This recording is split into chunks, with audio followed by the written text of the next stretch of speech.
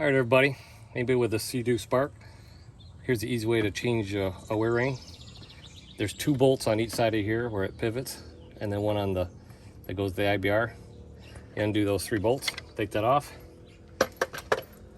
You undo the little linkage for the steering, and everybody has you taken apart all this frame right here, where it's got hex screws, and it's got so 4 other bolts in there. Well, guys, if you just use a swivel, stick a swivel in there, catch the bolt, get the one on the top, come around the other side, 3 bolts are out, and guess what? It comes right apart.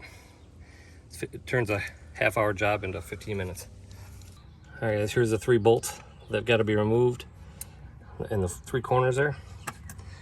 Just using a socket. And there's no reason to pull this mechanism. Saves a ton of time.